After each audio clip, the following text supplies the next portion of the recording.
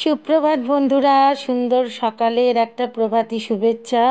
দেখো, শরতের নীল আকাশও দাদু নাতি মিলে গল্প করছে। ওরাও গল্প দাদুর আসরে আসতে চায়। ওদেরকে তোমরা নেবে? হ্যাঁ, আমরা নেব। কালকে না এত বৃষ্টির দরুন আমার ছাদটা কিরম চকচক করছে দেখো। আমি দুটো ছবিটা তুলে রেখেছিলাম, যদি আজকে না এদেরকে আমি দেখতে পাই সেই জন্যে তুলে রাখলাম। তোমরা কিন্তু এরপরে দেখবে যে ওরা আরও আরও কত সুন্দর হয়েছে।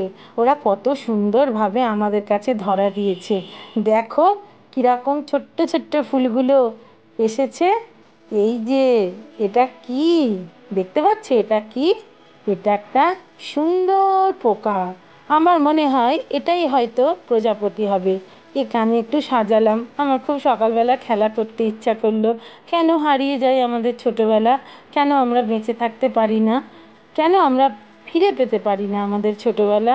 আমার খুব ইচ্ছা করলো ওকে একটু সাজাই। কত সুন্দর করে সাজাচ্ছি দেখো। আর ওর রূপটাও তো কত সুন্দর, তাই না? ওকেও কত সুন্দর মানিয়েছে বলো। আমরা পোকা দেখতে পাই না, ফুল তো দেখতে পাই, কিন্তু ফুল আর পোকা মিলে কি হয়? ফুল পোকা, না পোকা ফুল, না পাকা ফুল, কি জানি কি হয়। সে যা হয় হোক, সেটা কোনো কথা নয়। কিন্তু যেটা কথা সেটা হচ্ছে যে আমি একে কিন্তু ধরতে পেরেছি। না না, শুধু ক্যামেরায় নয়, পুরো পাতা দিয়ে ধরেছি। ইনি আবার খানিকক্ষণ শুয়ে থাকার পর কি মনে হলো আমি এখন রাজত্বে এসেছি বলেই না সে গটগট গটগট করে হাঁটা দিচ্ছিল।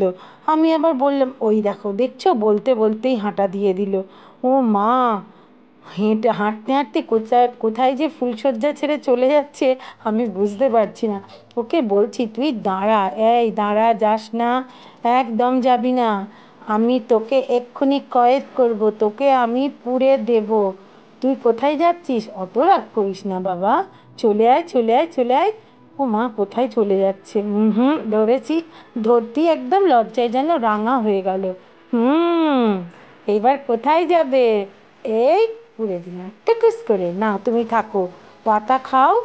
জানি না এটার থেকে প্রজাপতি হয় কি না। যদি প্রজাপতি হয়, পাতা খাবে আর পাতা খেয়ে বড় হবে। আমি দেখবো আস্তে আস্তে ও কেমন করে বড় হচ্ছে।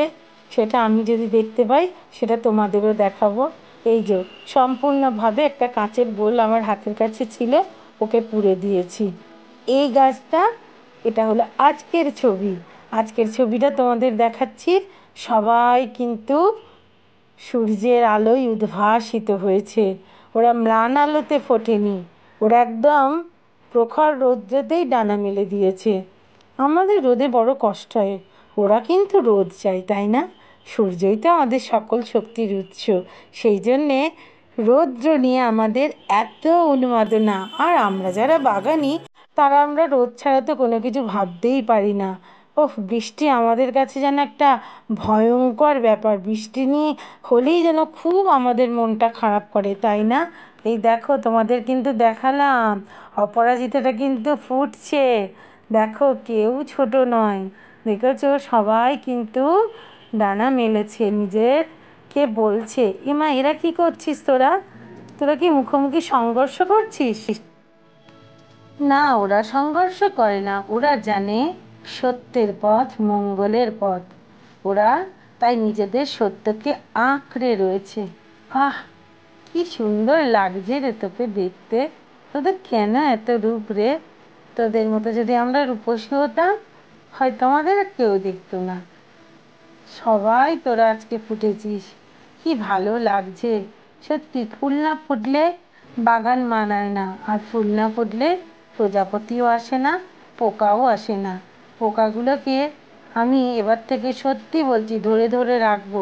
একবার করে গাছের পাতা খাওয়াবো গরু চড়ানোর মতন, একবার করে গাছের পাতা খাওয়াবো, আবার তাদের পুড়ে দেবো।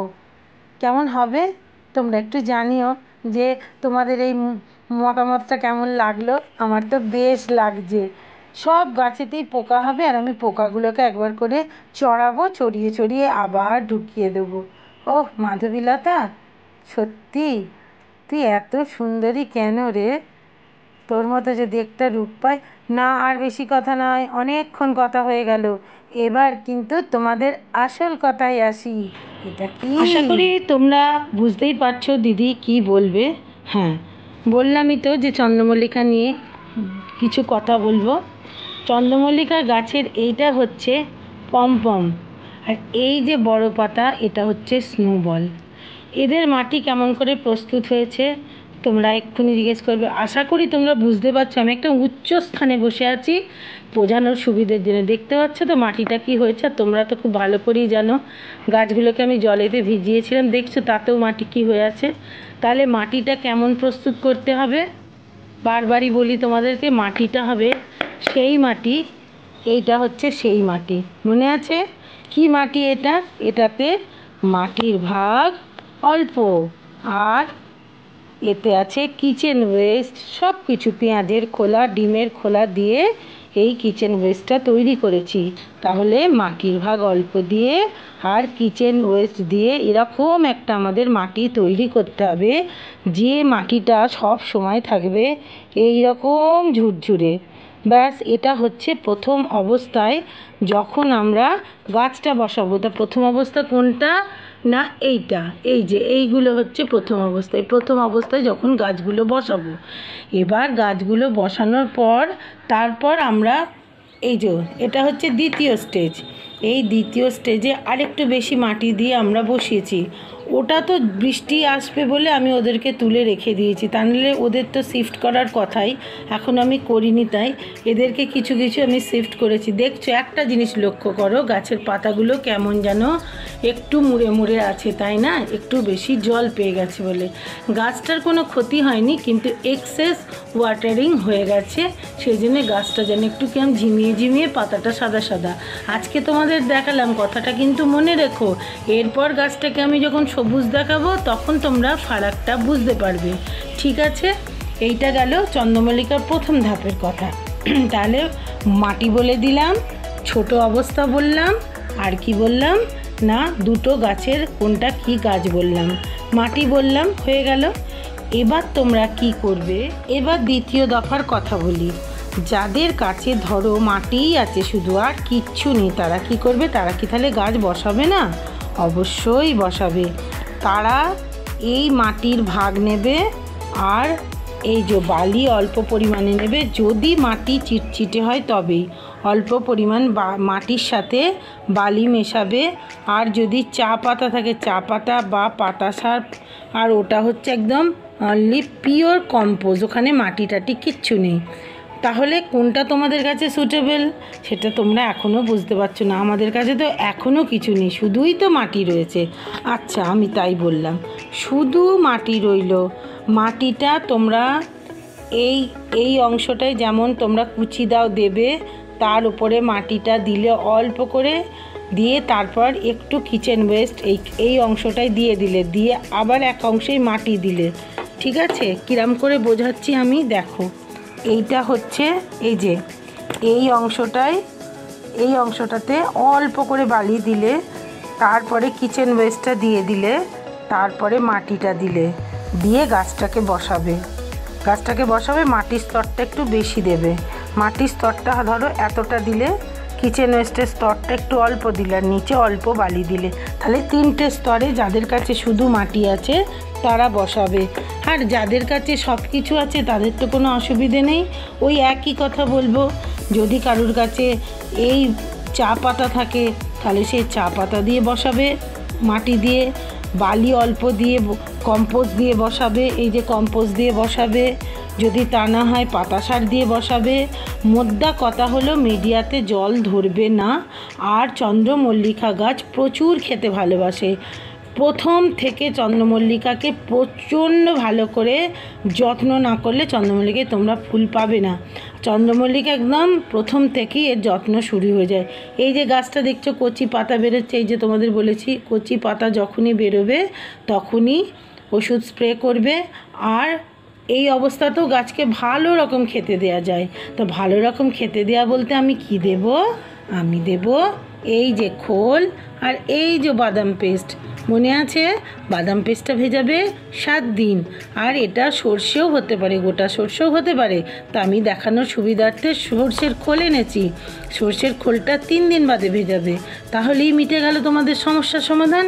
আর এই যে তোমাদের বলেছিলাম পেঁয়াজ খোলা আর ও চা পাতা দিয়ে তৈরি যে সারটা, এইটা মেনলি চন্দ্রমল্লিকার জন্য বিশেষ উপকার। চন্দ্রমল্লিকায় প্রচুর খাবার, দরকার পড়লে প্রতিদিন লিকুইড ফার্টিলাইজার আর সপ্তাহে একদিন তোমার স্লো রিলিজ ফার্টিলাইজার, যেটাকে আমরা বলি এক কথায় মিক্সড সার আমরা দেব। হ্যাঁ, তো সেই জন্য এটাকে তৈরি করে রাখছি। আমাদের চন্দ্রমল্লিকার জন্য অসুবিধে নেই, আমি তোমাদেরকে অনেকদিন আগেই বলেছিলাম যে এটাকে খুব তাড়াতাড়ি তৈরি করো। আর যেটা পড়ে থাকে সেটা হচ্ছে, আর যেটা বলার থাকে, এই যে তোমাদের ছাদেতে গাছের পাতা পড়ে, বা তোমরা যদি পাতা কালেক্ট করতে পারো, পাতাগুলো রাখবে। দরকার পড়লে কারোর কাছে কিচ্ছু নেই, তাহলে তারা তখন নিচের অংশটায় অল্প বালি, তারপরে পাতা সারটা দেবে। এই পাতাগুলো এরকম ধরনের কিছু পাতা দিয়ে দিলে তার উপর মাটি দিয়ে গাছ বসিয়ে দাও। সব মিডিয়াতে গাছ হয়, গাছ করতে জানলে সব কিছুতে গাছ হয়। যার কিছু নেই সে কি তাহলে গাছ করবে না? গাছ করবে। একটা মেন মিডিয়া মাটি আমাদের সবসময় চাই। এবার মাটিটাকে আমরা উর্বর করার জন্যে এত কিছু করি। এবার যার কিছু নেই, মনে হলো আমি গাছ করব, তার জন্যই তো এই বিগিনার্স চ্যানেল। এই বিগিনার্স চ্যানেলের একটাই উদ্দেশ্য হলো সকলকে গাছ লাগানোর জন্য উদ্বুদ্ধ করা, প্রত্যেকের মাঝে সবুজ ছড়ানো। তো সবাই যদি চায় তাহলেই সে সেই কাজটা করতে পারে, আর সেই কাজটা করার জন্য সহায়তা প্রদান আমি সবসময় করে থাকছি। এটাই আমার একমাত্র প্রচেষ্টা। তাহলে পাতাটাকে নিয়ে তোমরা কি করবে?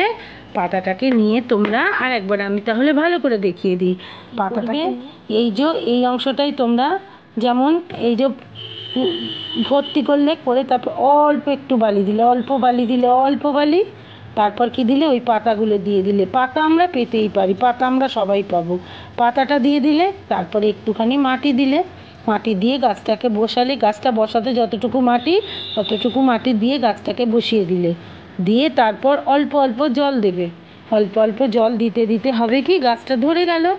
এবার গাছটা ধরে যাবার পরে এই যে খোল আর বাদাম আমি কাল বলেছি, এই জল করে রাখবে, পাতলা করে দেবে। আশা করছি গাছের প্রবলেম সলভ হয়ে যাবে। তাহলে বুঝতে পারছো কোন গাছকে কিভাবে রাখতে হবে। এই গাছটা বড় হয়েছে, একে এখন বেশি খাবার দেবো। এর এখন জল অনেকটা বেশি হয়েছে, একে এখন জল শুকাতে দেবো, একে আমরা এখন খাবার দেব না।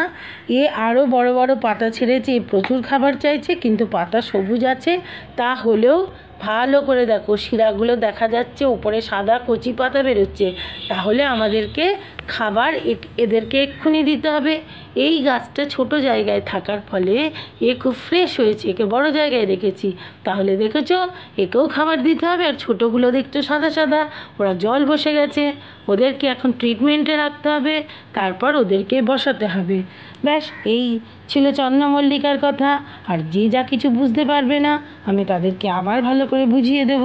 তার জন্যেই রয়েছে তোমাদের দিদি।